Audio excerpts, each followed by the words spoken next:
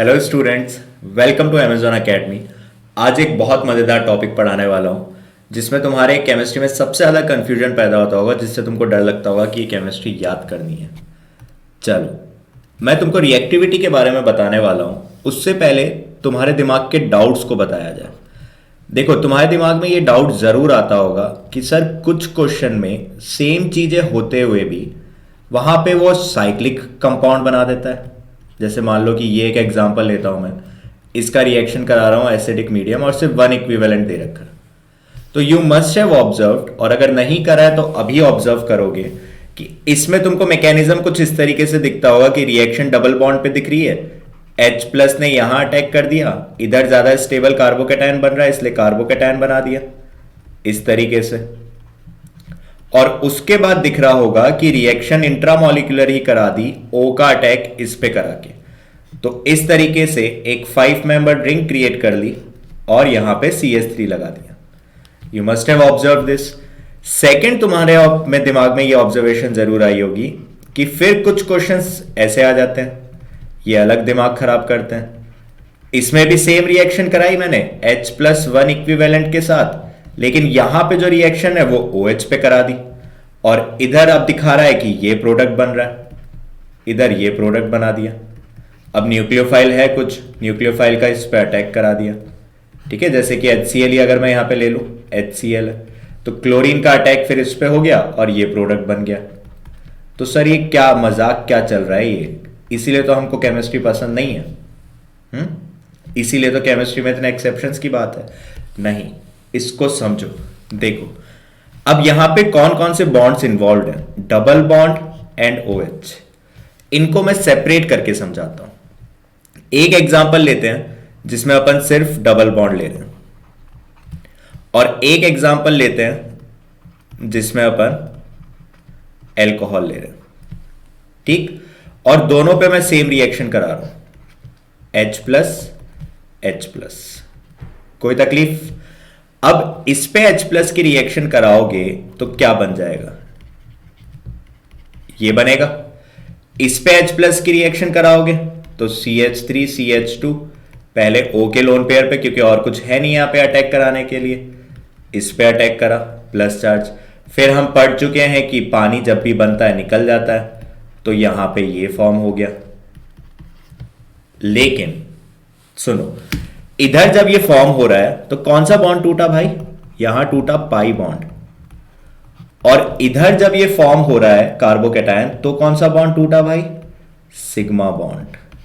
अब इनमें से कौन सा काम आसान है? ऑब्वियसली पाई बॉन्ड टूटना। तो अगर हम बाई बुक्स देखें तो रिएक्टिविटी की अगर मैं बात करता हूं तो रिएक्टिविटी किसकी ज्यादा होगी? डबल बॉन्ड की रिएक्टिविटी अल्कोहल से ज्यादा होगी। ठीक है, इंपॉर्टेंट पॉइंट। तो अब पीछे आते हैं। तो सर यहां तो ठीक है, चलो समझ में आ गया, आपने बता दिया कि डबल बॉन्ड की रिएक्टिविटी ज्यादा है। यहां क्या हुआ? इधर देखो बच्चे, इधर जो कार्बोकेटायन बन रहा है ना, वो कार्बोकेटायन रेजोनेंस स्टेबलाइज बन रहा है।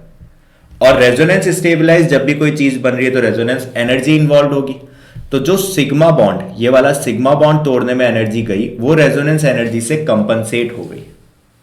ठीक है, ऐसे समझो, energy in breaking sigma bond.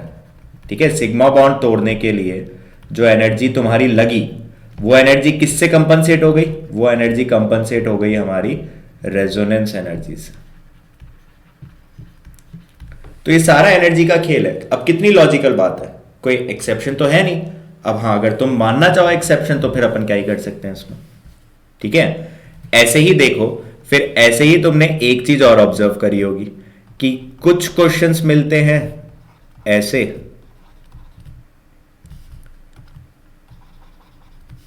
इस तरीके से कि यहां पे एल्काइन और एल्किन, एल्किनाइन ले रखा है, इस पे रिएक्शन करा दी H plus one equivalent, let say कि HCl है। ठीक है, तो इधर सर प्रोडक्ट हमको दिखता है ये, यहां पे ये प्रोडक्ट बना होता है। दिमाग ही खराब हो जाता है हमारा तो देख के कि ये प्रोडक्ट बना हुआ है। और फिर कुछ केस होते हैं ऐसे जिसमें कि प्रोडक्ट वो चेंज कर देता है। मान लो ये है, इसमें अगर तुमने रिएक्शन कराई HCl, अगेन वन इक्विवेलेंट, तो सर यहां उसने अब क्या कचरा करा, इधर उसने कर दिया कार्बोकेटाइन इधर बना दिया और ये प्रोडक्ट दे रखा है। हमारा तो दिमाग ही खिसक लिया कि ये क्या है। इसलिए तो हम केमिस्ट्री याद करते हैं। नहीं बच्चे, फिर देखो, फिर समझाता हूं। क्या करो इस काम को, दोनों चीजें अलग अलग ले लो। इसको अलग लिया, इसका रिएक्शन कराया मैंने H+ के साथ, क्या फॉर्म होगा, CH3CH2+।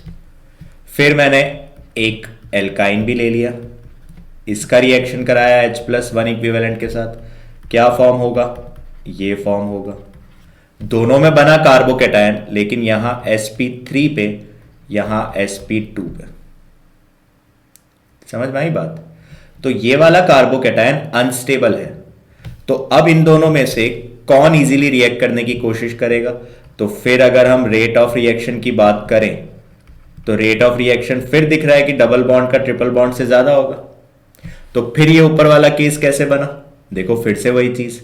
यहां पे क्या हुआ, इधर तुमने कार्बोकेटायन को कॉम्प्रोमाइज करा ड्यू टू प्रोडक्ट, क्योंकि जो प्रोडक्ट बन रहा है यहां पे that product is resonance stabilized. तो अल्टीमेटली तो मुझे प्रोडक्ट पे फोकस करना है ना, मेरा तो एंड चीज प्रोडक्ट है। तो थोड़ी एनर्जी में बीच में कंपनसेट कर लूं। ऐसा तुम भी करते हो ना। मान लो तुम्हारा कहीं पे पाव भाजी खाने का मन है, लेकिन घर पे छोले भटूरे बन गए, तो तुम काम चला लेते हो, कंपनसेट कर लेते हो छोले भटूरे खा के। तो यार ये एक्सेप्शन नहीं है, जैसे लाइफ है वैसे ही केमिस्ट्री है। समझ रहे हो बात, समझ रहे हो ना। तो यहां पे इस चीज को क्लैरिफाई करा जाए कि अगर अब हम रिएक्टिविटी डिस्कस करेंगे, अगर अब हम रिएक्टिविटी डिस्कस करेंगे तो डबल बॉन्ड की रिएक्टिविटी ट्रिपल बॉन्ड से ज्यादा है, डबल बॉन्ड की रिएक्टिविटी अल्कोहल से भी ज्यादा है। इसमें सिर्फ और सिर्फ दिक्कत कब आएगी, जब रेजोनेंस इन्वॉल्व होगा। तो वो कोई एक्सेप्शन नहीं है, उसको हम एनर्जी की टर्म्स में समझ सकते हैं कि किसी की कॉस्ट पे किसी की एनर्जी कंपनसेट हो रही है।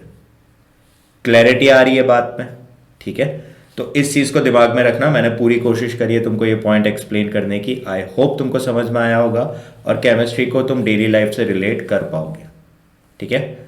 Thank you and happy learning. For detailed videos, daily practice problems and live chat, visit academy.amazon.in or download the app.